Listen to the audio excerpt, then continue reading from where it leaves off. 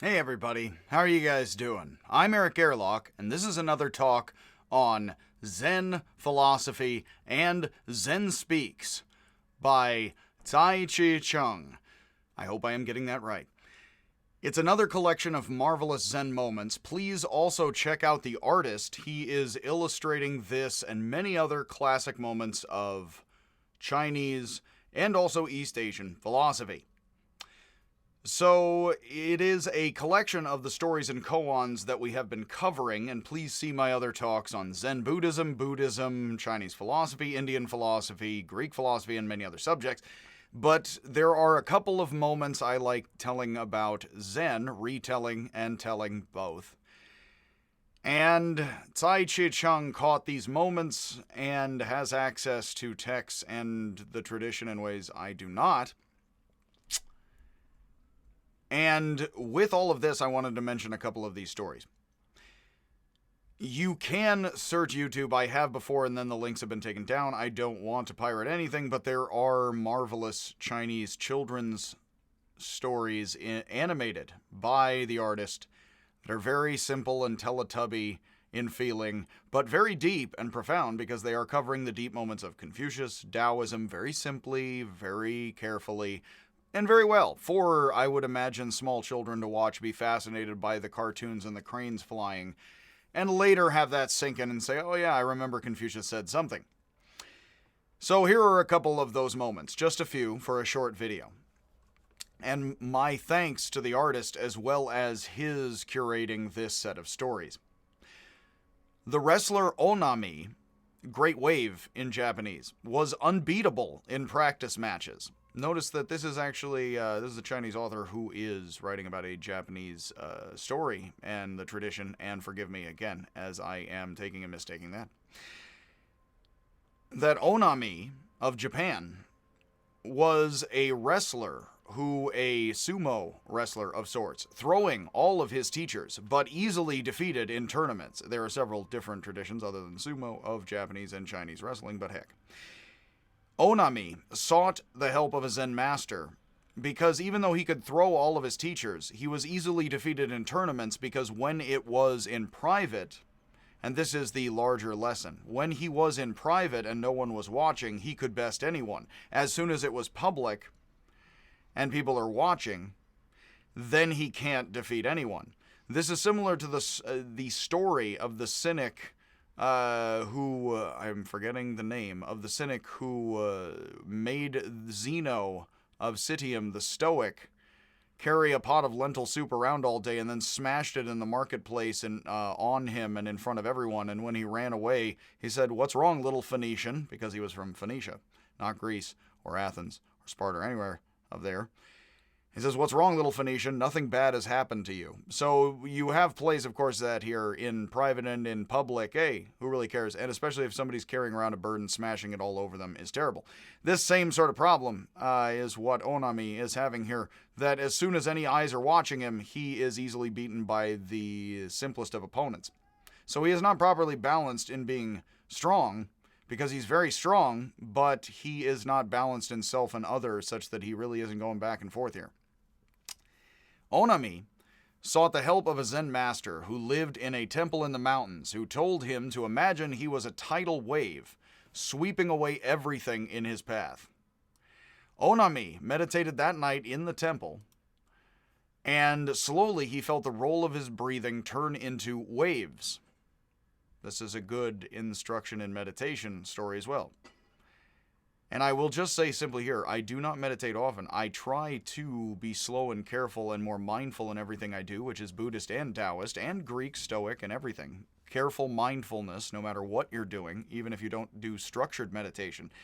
And you can, if you slow down and pay attention to your breathing, what you're seeing with your eyes, what you're feeling with your fingers at the moment, even if you're not paying attention to it, what you're doing as you breathe, you will notice that your breathing is either sharp up and down or rounded at the ends. And actually in meditation, and I don't do this, but I do know from meditating a little bit and from hearing about meditating from people who do it a lot more than I likely ever will, is as I slow down and try to feel out tying my shoes when I remember to, and I'm not off in my head a mile a minute, that you can feel your breath roll in and out if you slow down, and if you are calm, even if you do not have patience and meditation practice, you will feel as you calm your breath rolling rather than kind of slapping back and forth, as it were. So he feels his breath rolling back and forth. Here again, we have there's something blocked up, so he needs some back and forth. First, the waves of his breathing sweep away, turn into water waves, and he, in a sense, feels that as he meditates in the temple, in the Zen temple, that the waves, tidal waves, very much like that famous Japanese painting of the tidal wave. I am ignorant of the author's name. That the waves first, and you have 3 moves here. Nice moves of 3 again, as you find all over the place. They swept away the flowers in the offering vase in front of the Buddha, the statue. The Buddha is not materializing there at the moment, unless he's everybody. Then they rose higher and swept away the vase, then swelled into a flood that swept the Buddha and Bodhisattvas out of the temple. Now that, obviously, you have here a bit of the Zen, the Huineng, and then the Mazu destroying of the icons and the Buddhas, and Lin Chi, when you see the Buddha, kill the Buddha. The waves sweep. Don't kill the Buddha violently, but the waves just sweep. Very much like sweeping somebody in wrestling very patiently and peacefully in Aikido or so. Although Aikido isn't mentioned here, and this probably took place before that tradition. That the Buddha and the Bodhisattvas, the head guy and the saints, are swept out. After that night, Onami was invincible. When we feel fear and anxiety interacting with others or misspeaking all the time, it is useful to imagine that we and they are all fluid, rolling motions of the larger situation that surrounds us, fearing neither they nor the situation as something external to ourselves. When I was a tiny child, 3 or 4, in the 80s, I saw a breakdancer, and he was Puerto Rican from New York, and he had a very rolled-up Warriors-style red bandana all rolled up. It was, I don't believe, a set thing, and he was doing this, and I can do it now as good as I could do it then, and he did many other moves. I can just do this still, but it is, again, you are a wave, yes, and I will not rave dance for you. Again, 0 killed by gas attack in Gothic Rave, of course, and all of that with the gas masks and the raver dances. So, online with all of this, hello. You have here that I actually have myself, not being a meditating person. This is a very interesting story where if you are somebody with social anxiety, you can try experiencing yourself not as sort of a closed self and other, and of course, be careful and safe and wonderful all out there, but that you are kind of a rock in a Zen garden with the waves. Other people are kind of wavy, you are wavy, you go along your way, you kind of interact with them a bit, there's more or less waves, and then you kind of do your thing. It is very much like physically feeling yourself as the Zen rock garden. If you think about the Zen rock garden image with certain waves and then waves interacting with waves, I come from the Haight-Ashbury, born and raised in the 80s, originally, in my youngest years. And so feeling the vibes, yes, and all of this. Well, I am very much a psychology kind of minded person, which is code words for I'm not the most new ager at all, but I do keep an open mind and try to figure out the anthropology behind everything. And so the vibes are kind of like the feelings you feel, the ways your mind and your reality are affected by who's around you. And so if you feel yourself kind of slowly rolling as a wave this way and that, it can actually work pretty well. It's interesting. I'll let you, I won't say more, but I have actually kind of practiced that on the street and kind of felt a little easygoing with it. And I don't do that all the time, but it is a patient sort of exercise you can do.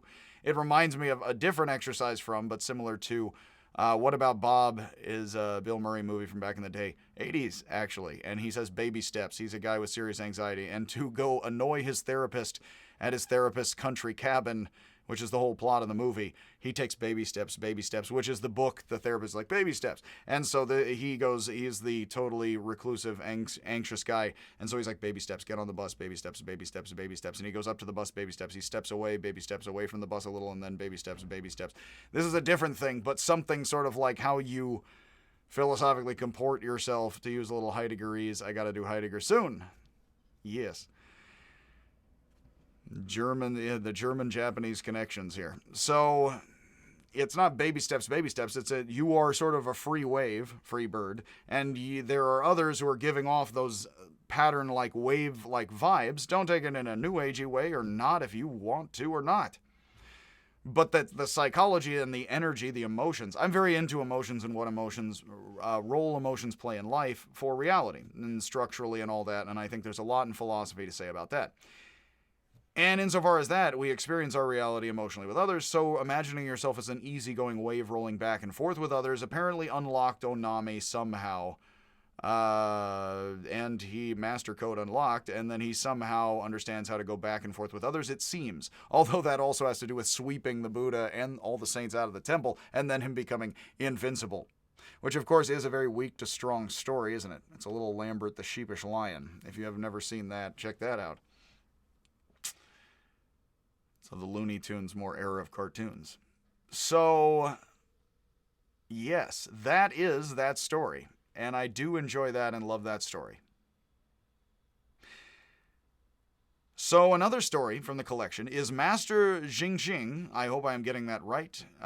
It's got a Q in it, so that should be Qing with a CH. And again, there's many CH sounds in Chinese and Japanese. Well, in Chinese, again, more inflections. And I will leave that to linguists and people who know any of the language, in ways I do not. So, Master Xingqing asked a monk about the sound outside the monastery.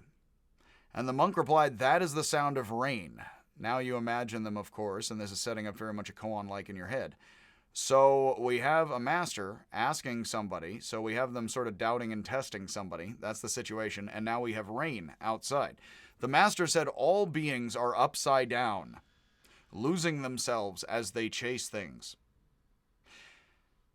I believe it is in one of the Vedas, and I keep saying the line. I think it's from the Rig Veda, but it may be from one of the Indian epics, and I really need to double check that because I've been fogging on that lately.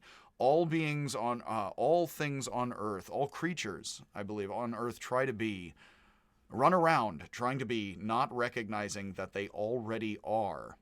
That's similar, and you have in Taoism, which Zen does soak up very much. Lao Tzu is approached by a man who says, "My son sees black as white and tastes bitter as sweet, or it's fragrant as foul." Basic Chinese divisions of opposites of logic, like what Aristotle and others were dealing with in Athens. And the Lao Tzu says, keep your money, your kid's just as crazy as the world. So upside down backwards is the world. You want to get right side up on the duck rabbit the other ways around. All of that very much kind of that Indian and then Chinese Taoist precedent kind of factors in here a bit in the feeling and the thinking and the words, although it would be more that the Zen guy would get Chinese Taoism than Indian Upanishads and or epics and or Vedas. I'd have to look that back up. But the master, the Zen master, to bring this back, says all beings are upside down, losing themselves as they chase things. He says just because the guy's like, that is the sound of rain. Now that's very, in the Upanishads, the central teaching of the Upanishads of ancient India is Tat Tvamasi, that is you. So the monk says that over there is the sound of rain. Not this is me. He says that over there is the sound of rain.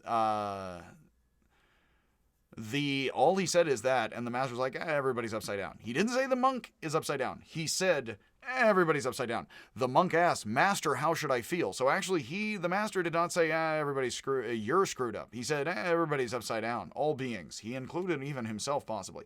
But the monk said, "Oh no, I'm wrong," which actually does show you he's in a lower position. He doesn't get it yet that he's already right, in a sense, and act that way, which would hopefully also accompany good behavior, yes. Is often in this tradition and others around it. The monk asks, "Master, how should I feel?" as if he's been wrong. And the master replies, "I am the sound of the rain." And the master, again, did not say, there's the wrong over there. He says all beings are upside down, which actually could include the master himself, and says, "I am." He could very subtly own it there. And then he says, "I am the rain." I am an island, I cried again. And now, because I've used that humor, We will cry, and it's time to laugh again. Moving on.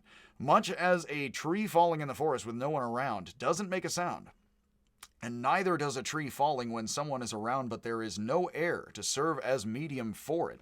Every sound we hear is the entire circuit of karma and causation in the situation, including ourselves, which again, karma is here in Indian thought and then in Buddhist thought would be physical, mental altogether, with many debates about all of that in similar terms but different from what we do today in philosophy, etc.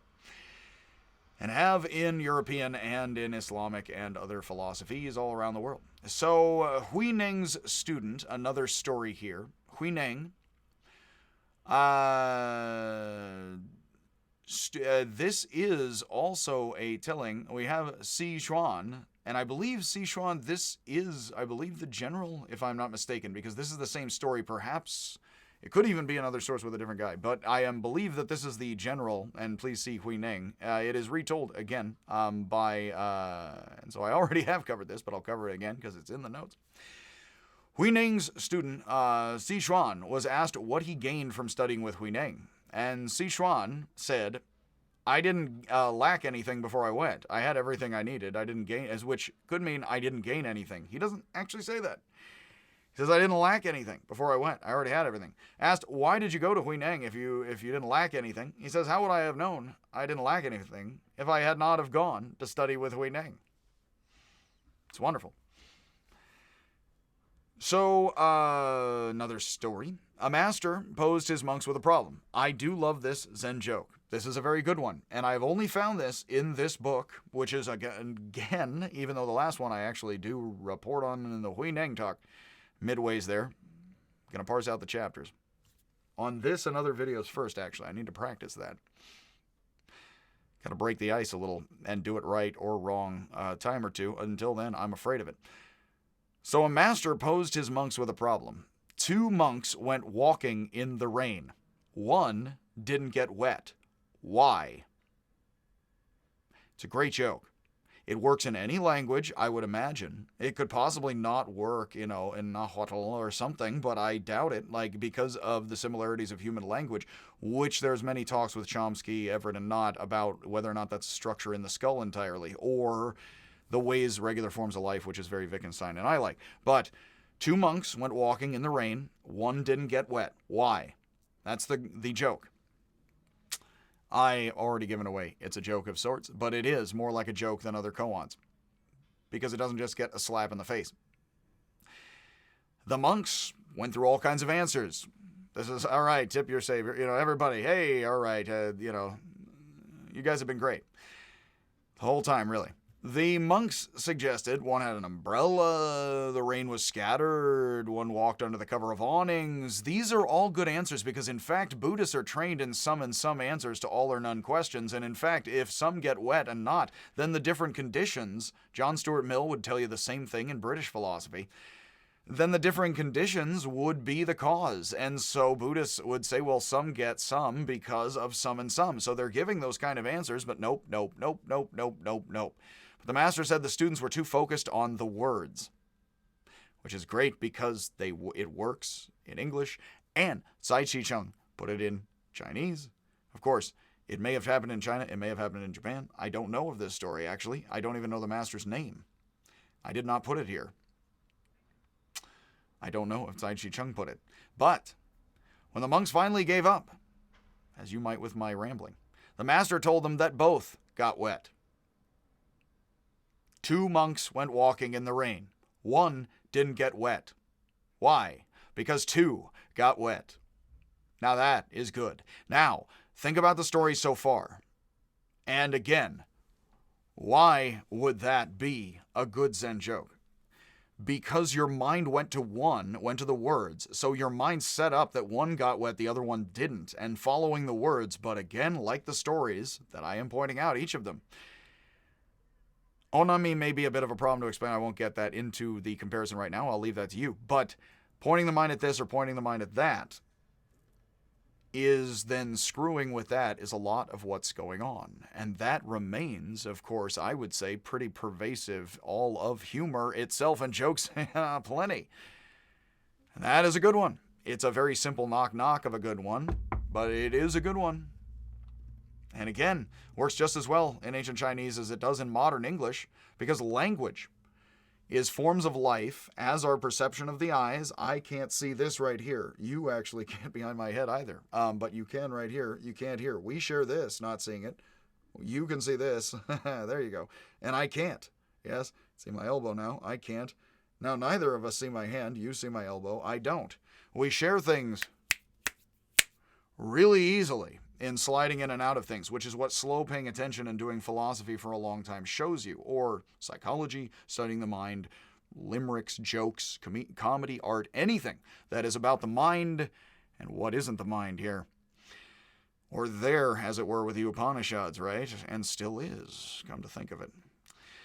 The joke works in any language. When the master says one didn't get wet, he could mean that it is the case that one didn't get wet, such that one remained dry. Or, and this is again the way that humor works, you figure out how words can mean more than one thing, and they are contextually, situationally dependent. When people say context, they mean something like the situation of actual objects and minds and mind states and emotions points people this way and that way. So, if you see that one didn't get wet, it's a yes, because they both did. But notice the words, of course, are deceptive. Why would you tell somebody? And this is actually, please, if this fascinates you, see the talks I have on the School of Names, Chinese Logic, Hui Shi, and Gong Sung Long's A White Horse is Not a Horse. A white horse is not a horse is very similar to this, because a white horse is a horse, but a white horse is not just any horse, so they're not the same. So, a white horse is and is not a horse. So you say the confusing part, and you wouldn't normally, and it's tricky because the logic does work out, but nobody would say it that way in the situation. You would only say it that way if you are making a joke and trying to deceive people, and then, or you get something gets lost, not necessarily in translation, but in the situation, then you would have a problem here. Like if your friend tells you something, or anyone, and then they say, and you say, oh, I don't understand, it's probably because you didn't understand this or that factor, meaning just thing in the situation, that changes the situation and the understanding. Then often, instead of breaking everything down to algebra or logic, somebody would mention or include or exclude the thing or two that you do or don't understand well, and then you would get it. Otherwise, you're just not talking to somebody who can speak your language about chemistry or English or Zen at all, you know? So yeah, it actually does work. And think about how, just like with you see this, now you don't, and I don't the whole time, our minds snap into these things so easily that it becomes not just second nature, first nature, reality. And then you can screw with bad jokes. Wittgenstein said philosophy could be done entirely in jokes. And I love Zen and Wittgenstein a lot, and Taoism. And this is why. This may seem useless. If you understand that human beings kind of are wonderful and terrible, maybe you understand without more words why this is not entirely useless, understanding this and other blind spots and trying to look for blind spots in the human mind. This is not entirely, that constantly pop up as soon as you're like, well, everybody's upside down. What did I do wrong? Yeah. That's not your mind all day, is it? Nor is it mine, I swear. It was like that when I got here. So the joke would also work if the master said both stayed dry as one didn't get wet, and the other didn't get wet either. Because, in fact, you could say one didn't get exclusively wet. That is a trickier version of the joke I am throwing at you. If both stay dry, why? The master could actually explain, although this would be trickier and it's not all out there. Well, one didn't get wet, by himself, I mean. The other didn't get wet, by himself. Both got wet, so both stayed dry. Why? Well, because technically what I said is one didn't get wet, the other didn't get wet. 1 + 1 = 2, right? Therefore, both stayed dry. It's stupid, it's a joke, but it can twist your mind that way. And if you think legalese does not twist things around in life or death situations, you can see civilization from Sumer, off screen here. So, another story here. When Master Dan Xia was staying at Huilin Temple, the winter cold was so bad. This is a very famous Zen story, so I had to include this one, and this was the easiest place that I could find it. The winter cold was so bad that Dan Xia broke and lit a wooden statue of the Buddha to keep warm. So when you see the Buddha kill the Buddha of Linji, one of the most famous of the Buddhists. So he takes a Buddha statue, and there are many folks before even Linji who said, this is all somewhat empty and it's not the wooden statue. There's a long tradition of that in Buddhism and then Zen. When the head monk saw what was happening, he's burning a very nice wooden statue of the Buddha. He already broke it to pieces, now burning it. Can't even paste it together,